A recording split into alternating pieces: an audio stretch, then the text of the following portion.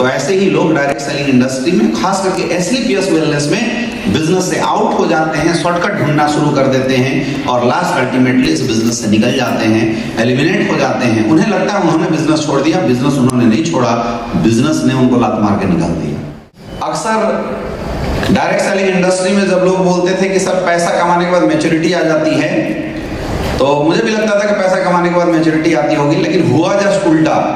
अगर पैसा इंसान के साथ, लोगों के साथ कमा ले इंसान, तो इतनी आसानी से मैच्योरिटी नहीं आती, है ना।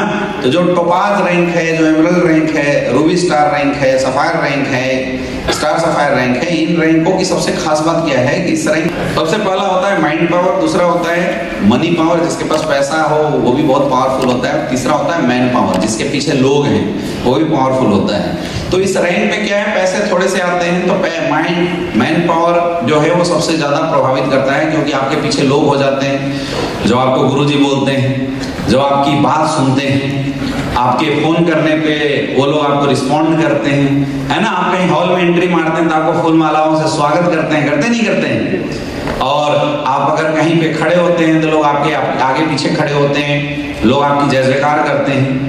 तो क्या है, जनरली जब मैन पावर किसी के पास आती है, कुछ लोग उनके फेवर वाले आ जाते हैं, तो यहाँ पे क्या है, माइंड लोगों का डिस्टर्ब होना शुरू हो जाता है, क्योंकि पैसे भी थोड़े मोड़े आ गए। जो एकदम हालत खराब थी, खस्ती थी, वो आज हालत है नहीं, थोड़े बड़े मोटे बड़े पैसे आए हैं। लेकिन वो जो लोग आ गए पीछे से, तो फिर उनको लगने लगता है कि इस दुनिया में जो सर्वश्रेष्ठ है वो कोई है तो कौन है, मैं। और अक्सर इस लेवल के लोगों के अंदर से एक आवाज आपने सुनी होगी, मैंने किया। क्या बोलते हैं, मैंने किया। सपोज ज्वाइनिंग के समय अगर अपलाइन ने कमिट कर दिया हो कि सर मैं आपका एक लेग चला दूंगा, दूसरा तुम चला लेना, और गलती से वो अपना इंसेंटिव चला ले जहां पे मात्र 25% का बिजनेस है। कितना? 25%। सच्चाई तो ये है, अगर वो गलती से अपना इंसेंटिव चला ले और एक आध रैंक गलती से इंसेंटिव से वो अपलाइन से पहले कर लिए, तो अगले दिन से अपलाइन के सर पे नाच के सवार हो जाते हैं, सर के अपलाइन के सर पे तांडव शुरू हो जाता है। तुरंत जो उसके सीनियर है, यानी डायमंड का अगर है तो डायमंड का सीनियर होता है ब्लू डायमंड, ब्लैक डायमंड, है ना, कुछ तो मेरे पास भी आ जाते हैं। इनके पास कंप्लेन आने शुरू हो जाती है कि सर हमने बहुत ताकतवर तरीके से काम किया, लेकिन अपलाइन मुझे बड़ा नकारा मिला, हमारा काम कुछ हो नहीं रहा है, कुछ अपना अलग जुगाड़ कराओ। होता नहीं होता है? yes. हाँ देखो, बेशरम बोल भी रहे हैं। यस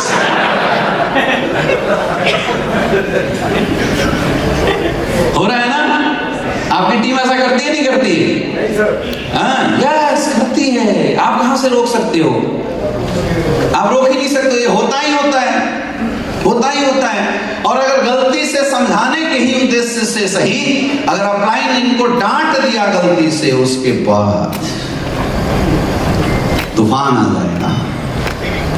तो तेरी हिम्मत कैसे हुई मुझे बोलने की?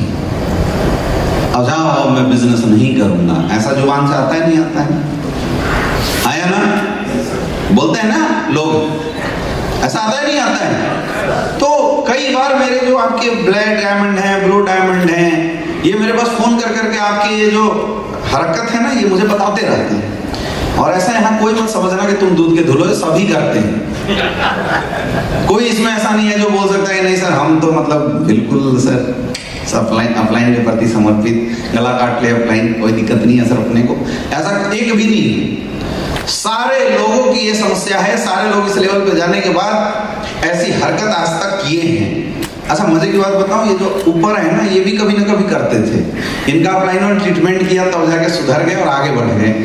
लेकिन दिक्कत ये है कि अगर आपका अपलाइन थोड़ा कमजोर रहा और अगर आपके अपलाइन ने इस कंडीशन, इस मेंटल कंडीशन, इस मेंटल सिचुएशन में अगर आपका ट्रीटमेंट नहीं किया, तो ऐसे ही लोग डायरेक्ट सेलिंग इंडस्ट्री में, खास करके एसलीपीएस वेलनेस में बिजनेस से आउट हो जाते हैं, शॉर्टकट ढूंढना शुरू कर देते हैं और लास्ट अल्टीमेटली इस बिजनेस से निकल जाते हैं, एलिमिनेट हो जाते हैं। उन्हें लगता है उन्होंने बिजनेस छोड़ दिया, बिजनेस उन्होंने नहीं छोड़ा, बिजनेस ने उनको लात मार के निकाल दिया।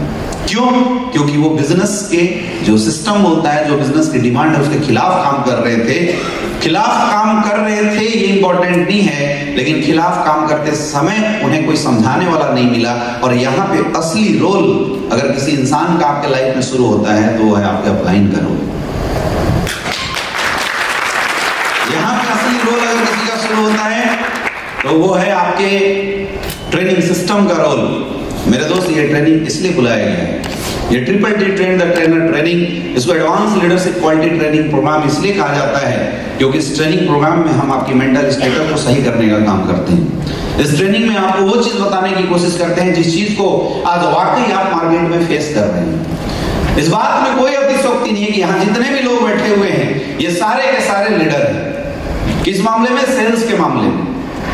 मुझे पता है कि इस हॉल में बैठा हर एक इंसान अगर बैग होल्डर और गाड़ी देके मार्केट में भेज दिया जाए तो इस हॉल में बैठा हर एक इंसान लोगों से मिलके लोगों को प्लान देके ज्वाइनिंग बड़ी आसानी से करा सकता है। इस हॉल में बैठा हर एक इंसान के अंदर इतनी ताकत है। क्या मैं गलत बोल रहा हूँ? नहीं, हर कोई कर सकता है।